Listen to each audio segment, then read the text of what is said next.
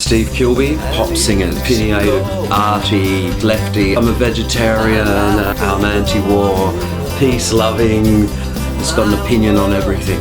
One of those, I smoke dope, I love music and art, arty, lefty. I'm a vegetarian and all that stuff.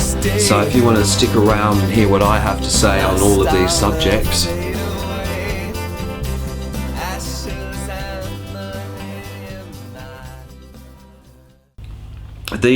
I think these drugs, more than any other drugs, these drugs like ayahuasca, DMT, ibogaine or the iboga plant, and these, I'd sort of put, having had mescaline only once, I would have to put that, it's somewhere between a psychedelic and one of these other sort of drugs. I think they deeply worry they worry the people who are the exponents of this extreme Western thought, this Western scientific sort of fuck 'em, kill the bees, kill the Iraqis, kill the, whoever stands in our way, this epitomized by this Western thought. The sort of Tony Abbott, this kind of fuck the future, get everything you can now, keep them out, this kind of Western thought, this extreme Western thought, the kind of thought that was behind let's go down the Holy Land and get Jerusalem back and kill all the Muslims, this constant push towards this extreme. I think these things worry them the most, and they should, because every time I've had them, they've showed you that the opposite of what their trip it's the exact opposite of what the plants are all about, and the plants are about fucking do the right thing by everybody. You've been a bastard. You're going to have to pay for this before you're going to get your illumination. You're going to have to vomit out a bit of rubbish. You're going to have to go through a bit of a bad trip. But, when the illumination comes, when you see it, it's this beautiful, it's like today I was in Sydney and it was miserable and raining. Suddenly the plane went through the clouds. Up there it's sunshine and blue, and it's just Sydney. It's just these guys, they've got the clouds, they've got the rain, the bad weather and the fog, and nobody knows what's going on. And these drugs punch right through that. And suddenly you see the big picture, and it's a good picture, and it's a happy, and it's about love and tolerance and doing the right thing, and everything's okay. Leave everyone else alone.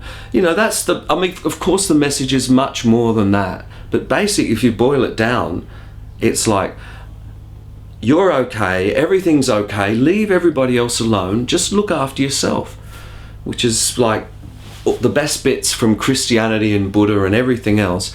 But these plants that were put on this earth, that exist on this earth, they are here to communicate with us. They all have a spirit and they all communicate with us.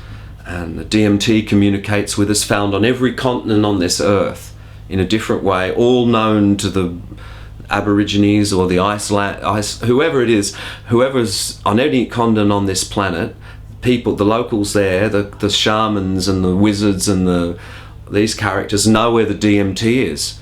Wow, that's a real coincidence that this plant all over the earth, that this substance is occurring all over the earth in different plants. In Australia it's in the acacia wattle. A guy came round my house and gave me some DMT, and I was going, oh, thank you, man. And he said, Steve, the acacia wattle's growing right in your front garden. He said, that's it there. I go, really? He said, that's it right there. It's everywhere. It's New South Wales national plant. It's full of this stuff. And this stuff it wants to have a conversation with us. Let's put it that way. And I know when I smoke DMT, which is part of the ayahuasca, it's a component of ayahuasca. When I had the DMT on its own, I had an experience of these pyramids forming in my head, and each brick of the pyramid wasn't a brick, it was like a window, and within that window was a piece of art, an equation, or kind of a musical piece. And it was kind of going, it was figuring me out, and then each of these many pyramids were going and it was kind of figuring out whatever it wanted. It was like weighing me up and going, this is what this guy's looking for. And then when the whole pyramid was locked in, it would sort of go download and so go, and then the next one would appear and it'd go pictures, pieces of music, mathematical equations all appearing in these windows, locking them in like a fucking poker machine, and then download. And then from that moment on, my art and music and everything, it was like I was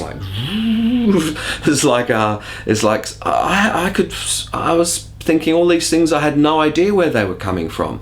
And then at the same time all this is happening, some idiot in Canberra is trying to make this thing an A-class drug, like saying it's like heroin. If you get caught with like a big enough amount, you can go to jail for throw away the keys, DMT. And this stuff's like a sacrament. And so the war's on, raging between good and evil. This wonderful thing, how could anybody, so what if someone somewhere has too much and freaks out? Fuck them. Just like some idiot in a pub, if he has too much alcohol and vomits or trips over or gets in a fight or fucking does it for 20 years and gets cirrhosis of liver, fuck him. He knew the risks. DMT, it's a tricky thing. But it shouldn't be a legal thing. It should be a mental issue. It should be it should not be someone's going to bust down my door and arrest me because I've got 5 grams of it in my drawer that someone gave me. They're really scared of it. And they're not totally stupid. They're really scared of this stuff, and there's a big push. There's a push, as much as there's a push for these things to come out into the open, there's going to be another push as people realize, more and more people have this and go, fuck you, I'm not part of that machine anymore. They're going to be like, they're not going to like that.